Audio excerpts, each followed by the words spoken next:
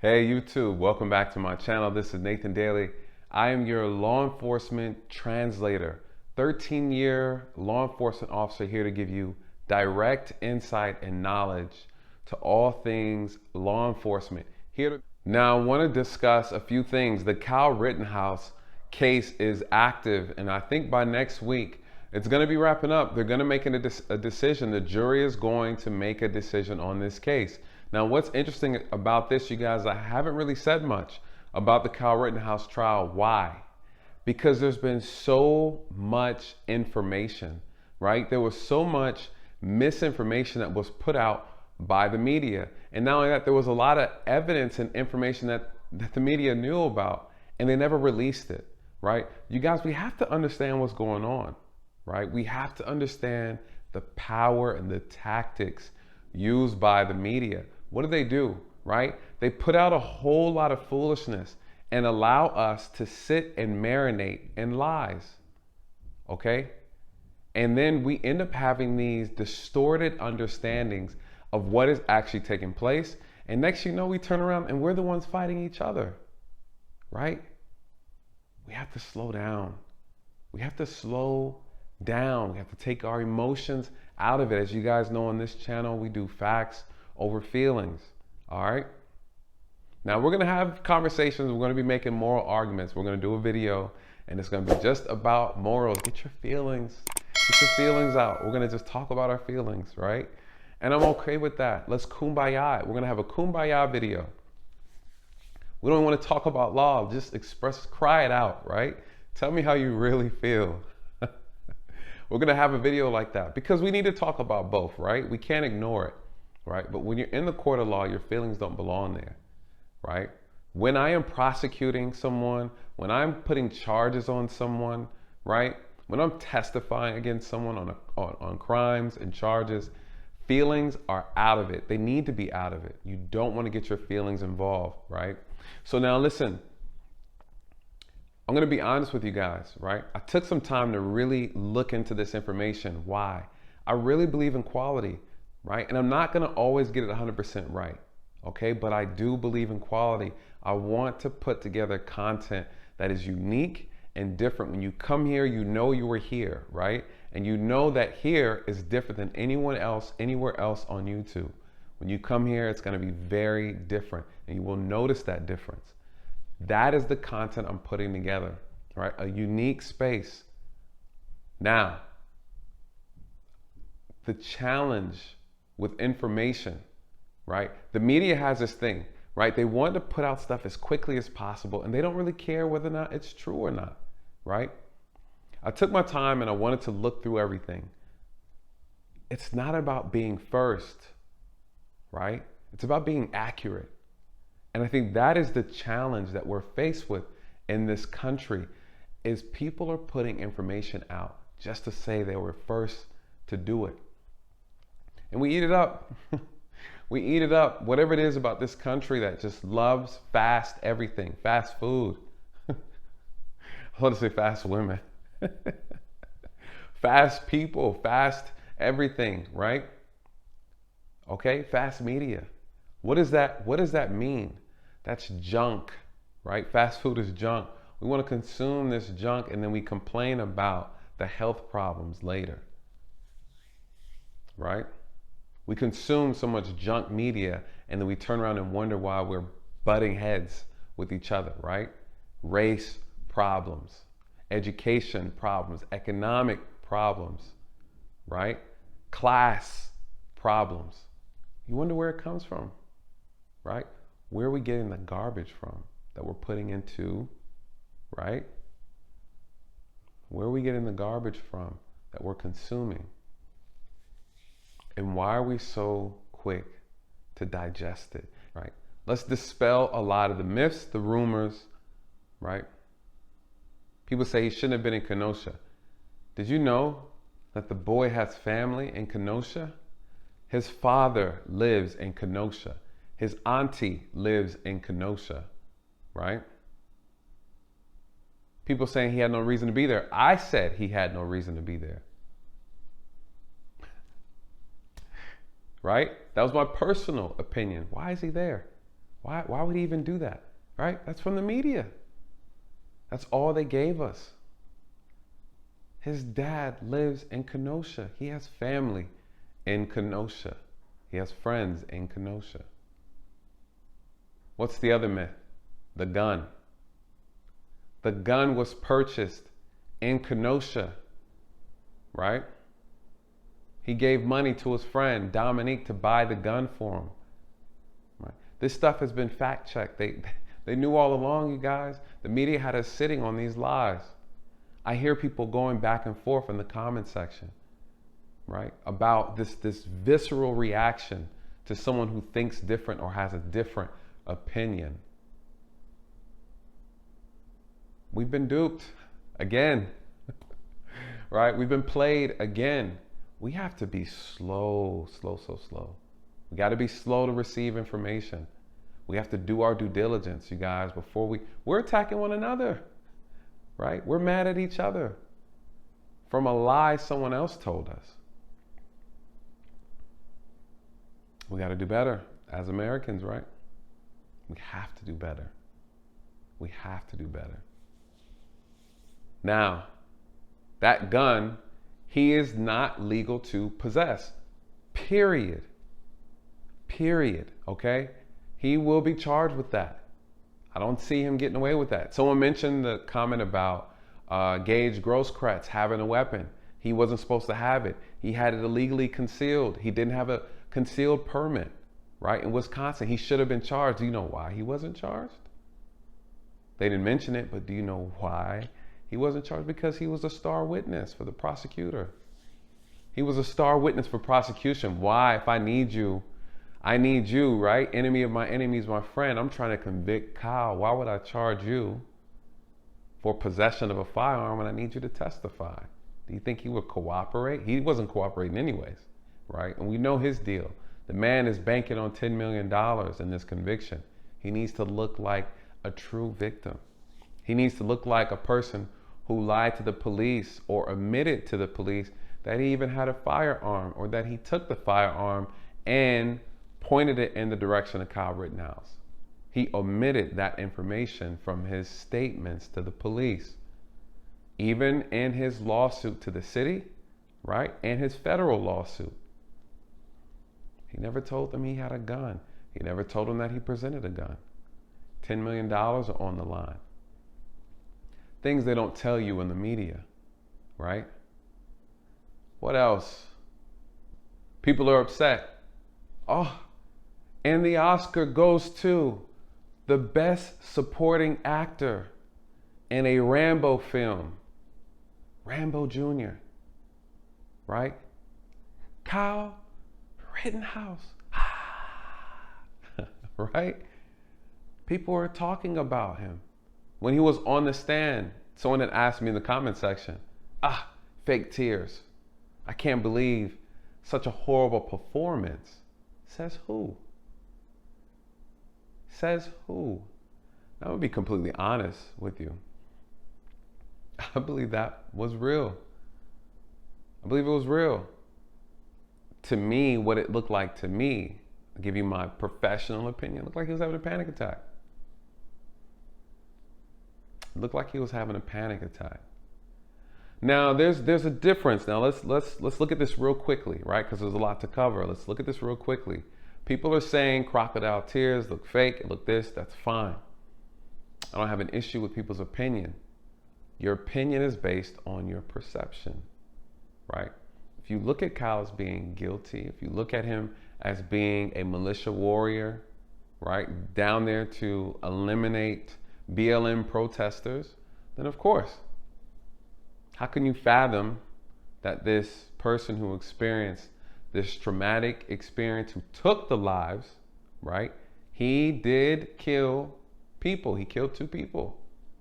There's no other way to look at that. That is exactly what happened, right? In the eyes of law, whether he's convicted or not convicted, would mean that self-defense, right? But that isn't, the law has nothing to do with the act, the idea, the emotional trauma that a person goes through from taking another person's life. whether by law it's good or not good, right? It doesn't really matter. We're talking about the psychological impact of that action. We don't know. You don't know what he went through. We don't know if he had counseling. We just don't know, right? Right? It did not look fake to me. It didn't. But it's based on your perception and what you think of him, how you think of him. That night you intended to kill, correct? I didn't intend to kill them. I intended to stop the people who were attacking me. By killing them?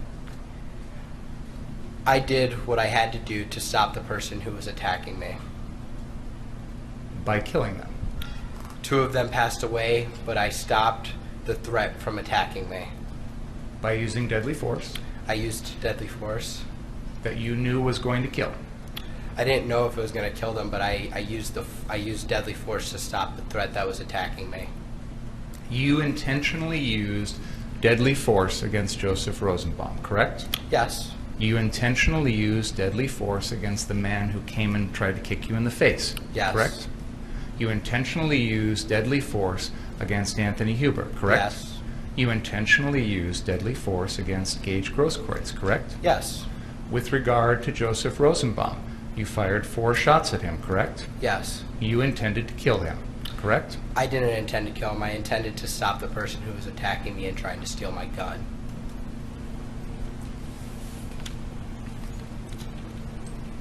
He went out of the gate. He laid it on thick. He really got to Kyle. Now, before I get into that, I was impressed with how Kyle handled himself on the stand. I'm not going to lie.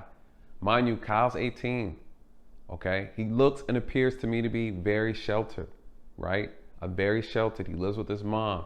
I don't know how he was raised, but he gives me that I'm sheltered. I have a very unique bubble that I live in. He handled himself extremely well on the stand, right? I know adults, grown people with life experience who can't handle interrogations. Now, I believe he was coached. I can tell he was coached. And of course he was coached, right? He was coached and he followed them to a T. He followed his coaching to a T. Now, I will also say this though, right? It's easier to testify to truths than it is to testify to lies. Why?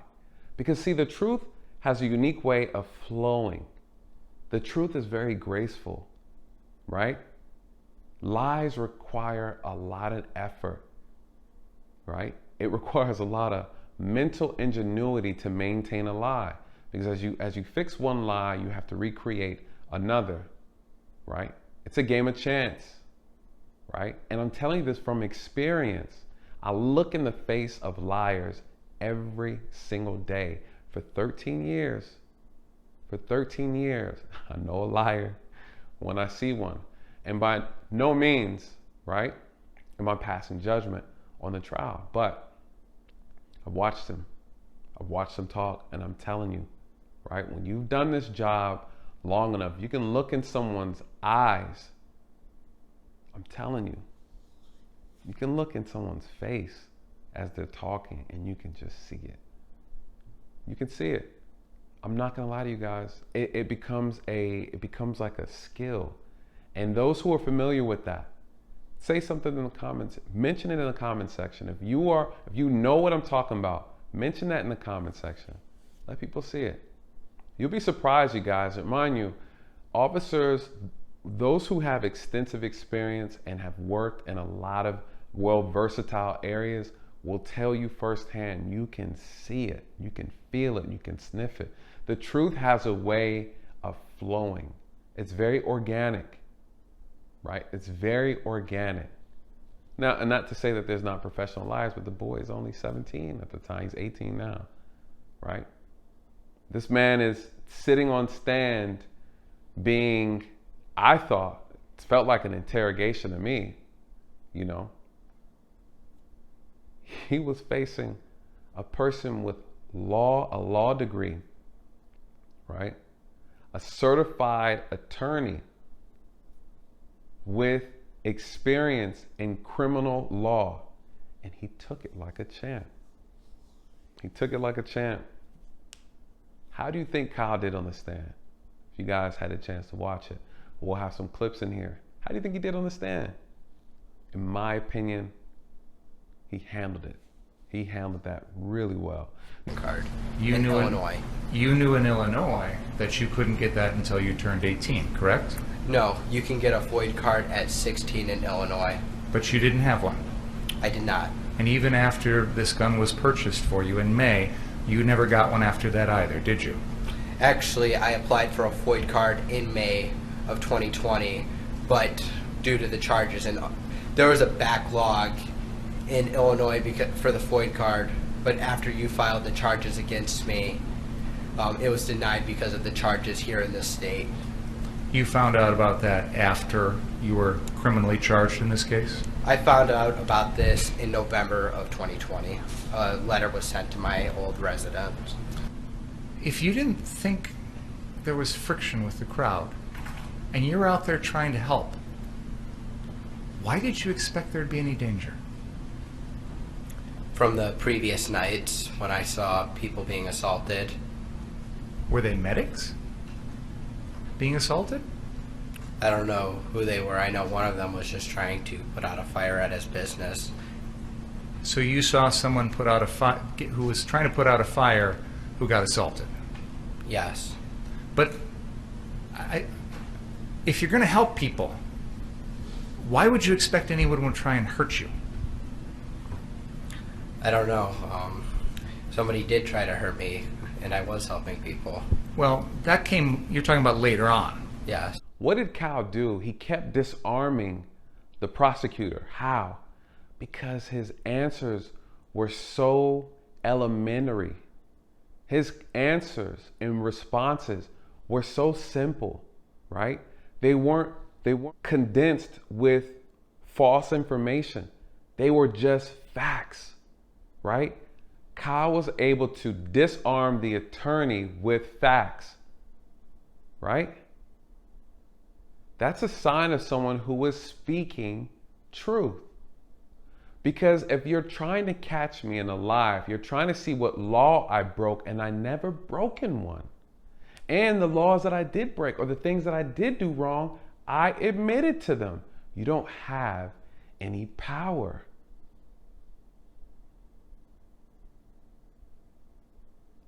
You don't have any power. Why? So you didn't know what type of ammo was in that gun. Is that right? I knew they were 223 full metal jackets. The first time I shot it, I had to load it into the magazine. So you knew the type of round, but you didn't know what those rounds were capable of doing. Is that fair to say? Believe a bullet's a bullet. The truth.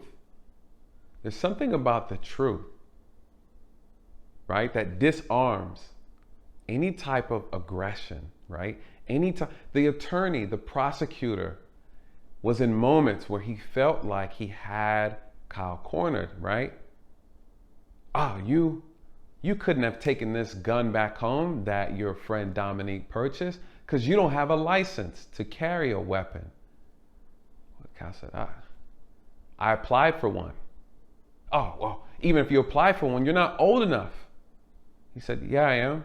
You can be 16 in Illinois, right? And have an FOID card. The attorney was like, oh, shoot, I didn't know that. Oh, this kid is better than I thought.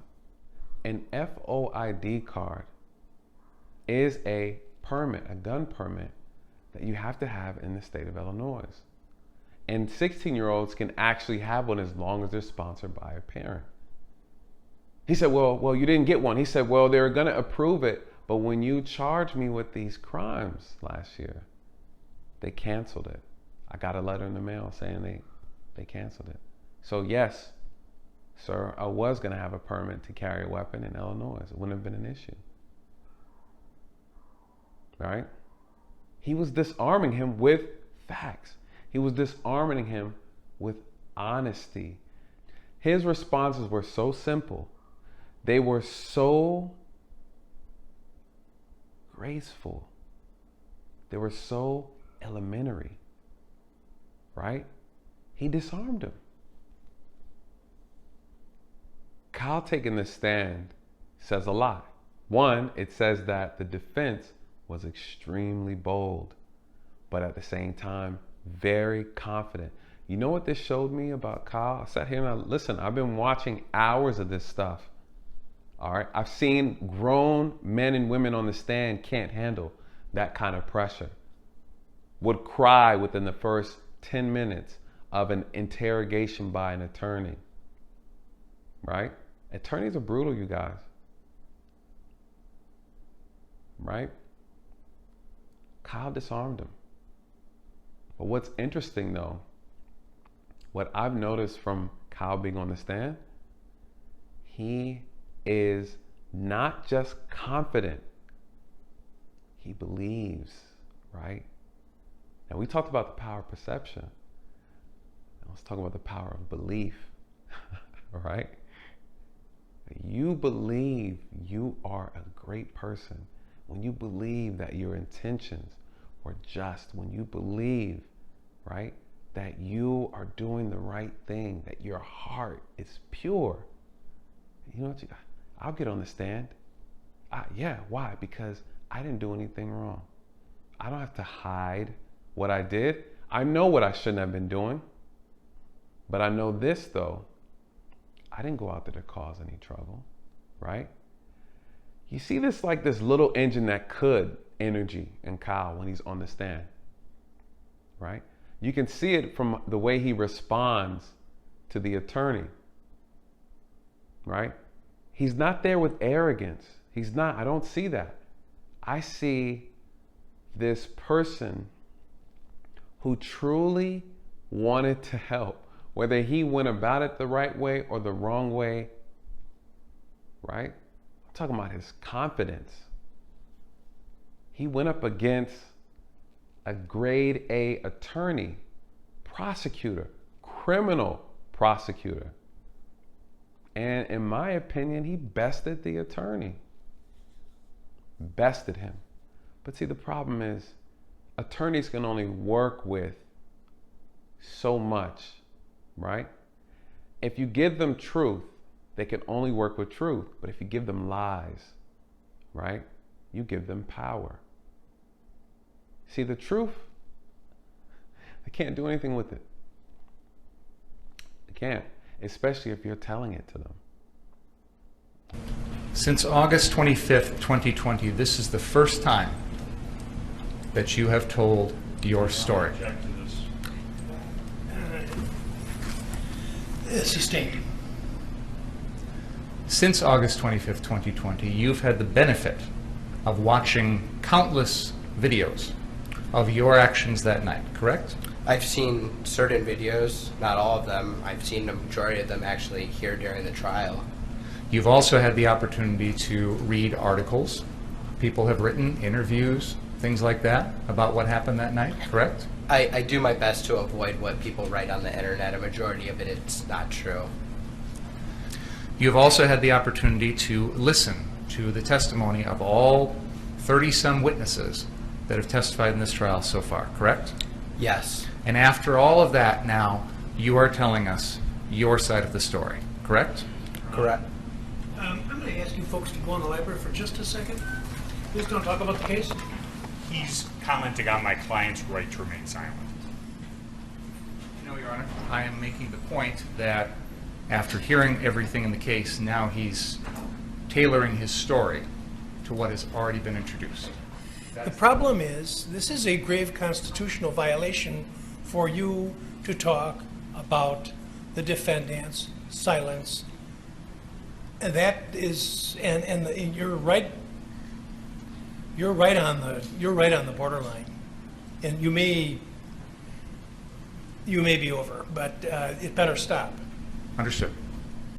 The attorney got low, right? There was a lot of frustration with the attorney, with the judge, right? Rightfully so, the attorney did cross the line. Now, see, he did some things that even I didn't catch, right? I didn't catch it. He found a way to spin it. The attorney had Kyle on the stand for a very long time, and he was wearing him out, I'm not gonna lie. But he wasn't getting anywhere. And the prosecutor knew it. The moment he would gain momentum, right, Kyle would disarm him. Now, what did he do? It seems like the attorney started throwing Hail Marys. He was like, forget it, we're going below the belt. What did he do, right? He tried to frame a statement. He tried to create an image in the jury's mind that, hey, Kyle, you've never told your story before, but yet you sat here, right? He's trying to, what the attorney was trying to do, what the prosecutor was trying to do was give a justification for why Kyle was able to respond so clean, so crystal, so clear, without hesitation, right? Because he knows the whole story, right?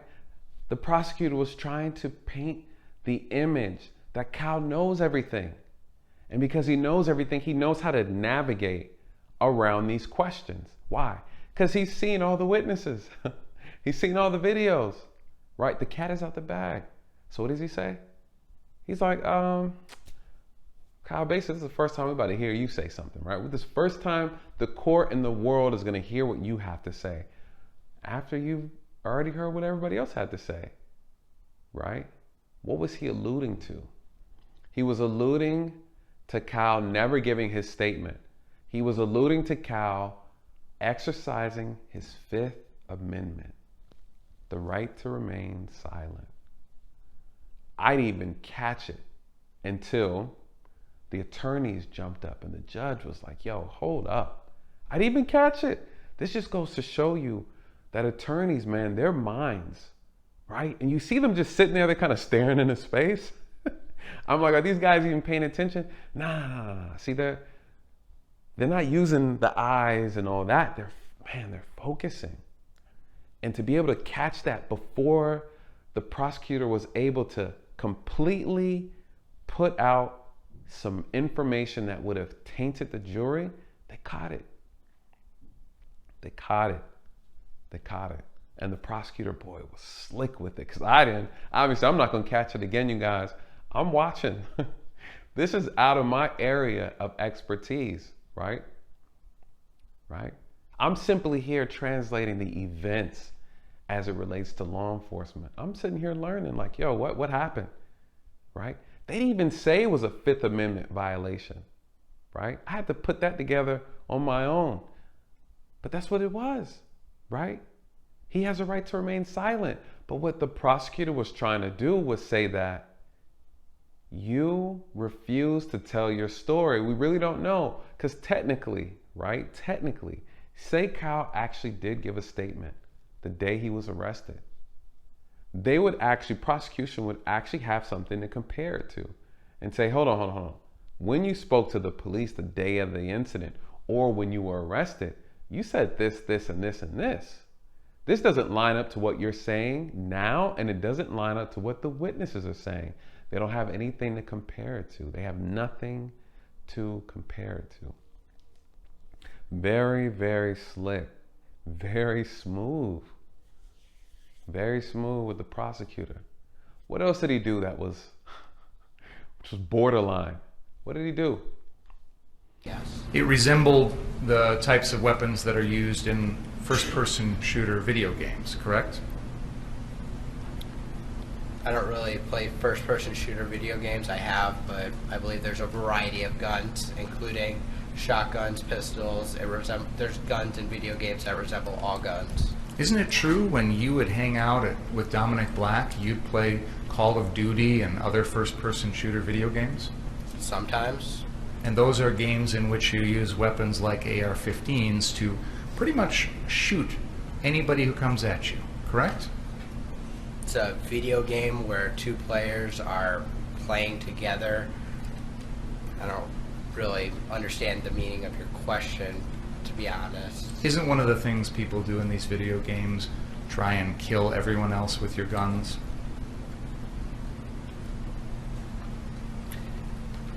Yeah, in the video game, it's just a video game. It's not real life. He tries to paint this picture of Kyle, that he is a kid who is addicted to guns, right? He's addicted to the image of being draped in military attire, right?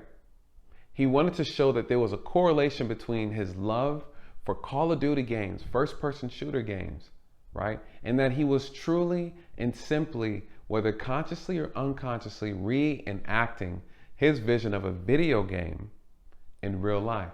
Whew. Slick. If I was an attorney, I wouldn't have gone there. It seems very cheap. It seems very distasteful.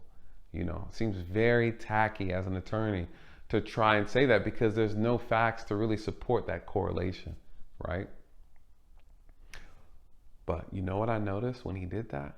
The entire media took that, right? Then I've started seeing comments under videos that I posted. He thought this was Call of Duty. Do you see the problem? This is the problem with the people in our country. We're so easily manipulated. We're so easily impacted by the words of others, right? You guys, stop allowing these warlocks of words to get into your head, right? And influence your thoughts, influence your behavior. This is what I've been talking about, you guys. Slow down. Slow down with consuming this information. Stop. Just think about it, right? I can't tell you how quickly, and this is why I say I'm not in it to be first. I'm in it to be accurate, right? I'm in it to be accurate. Cal disarms him. How?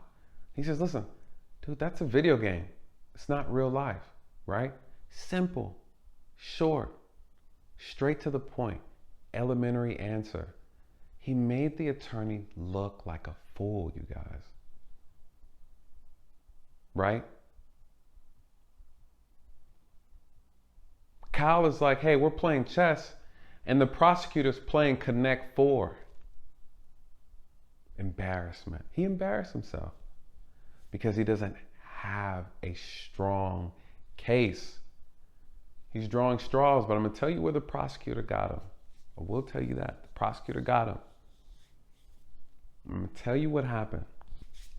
Now, the prosecutor made another vital mistake, right? And everyone caught it. I didn't catch it. And I had to research a little bit more to find out what actually took place. The prosecutor tried to discreetly insinuate and touch on an event that took place in Kyle's past, right? The recent past. But the judge had already ruled that it could not be shown or discussed in court. They recognized that it was not admissible. They all agreed on it. The prosecutor agreed on it, right? Defense agreed on it. And then the prosecutor found a unique way to try to throw that in there. What was it? It had something to do with Kyle at some store. People were shoplifting, and he threatened and said, if I had a gun, I'd shoot the shoplifters, basically, right? Don't quote me on it, but that's basically what it was. And the judge said, you cannot put that out in front of the jury. And he did it in a way that was very slick, right? It was very slick. And I'm not an attorney, so I couldn't really see how that was a correlation on the way the prosecutor was trying to do it. But shoot, they picked it up. They picked it up. So it was interesting. The judge spazzed out and he disciplined the prosecutor, and then risked the possibility of there being a mistrial with prejudice, basically saying that, hey, listen, he messed up the jury, he tainted the jury, we can no longer have a fair trial, we want all these charges dismissed, and you cannot charge my client again for these charges, basically. And it's close. Apparently it's tethering to that point. Why? Next week, the trial is going to be pretty much over, right? The closing arguments, everybody gets about 2 hours to say what they need to say, close the argument for the jury, if it even gets that far, right? If it even gets that far. I got to talk about the ringtone, okay? Here's another thing. The moment the ringtone happened, right? The judge's phone goes off. And apparently it's the Trump, I guess, the song that Trump used during his campaign. And this is a perfect example of what I'm referring to when I say how easy it is for people to be distracted on things that don't matter, right? That have no relevancy. So what that he has?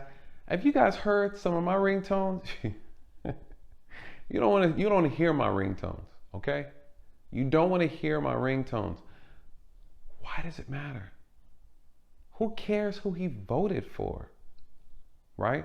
This whole perception that you think Trump is this way or Trump is that way or Trump believes in this, Trump believes in that. Half of you guys pay attention to the media so much, you wouldn't even know Trump if he walked in the room. You wouldn't be able to recognize him, right? So please, you guys, stop allowing these insignificant things to actually change your perception, right? Because immediately when it happened, the media went up in flames. Everyone's talking about his ringtone. Oh my God, the judge is biased. Cancel the show. Why? Because I listened to the song, by the way. The song, it seems pretty hype. I was like, it seems like a pretty dope song. I think it's called America Forever or something like that. Forever American. I don't know, the song was pretty cool.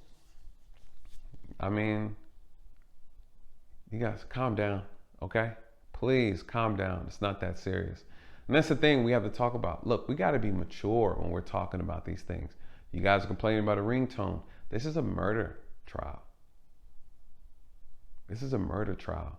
And the media felt it was important to talk about the ringtone. Make it make sense. Anyways, you guys, that's it, right? That's my summary for this case. There's no really new evidence, okay? It's just a lot of shocking things taking place, right? And people overreacting. But I'm gonna do another video with Kyle Rittenhouse. And this video specifically will be about the attorney, the prosecution's last stand. You guys, this is it. Next week it's done, right? Next week, this thing is done, all right? And the prosecution is ready to throw a Hail Mary at this. They are, and they have one option.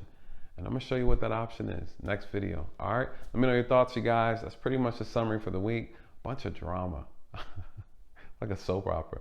Anyways, good night, God bless.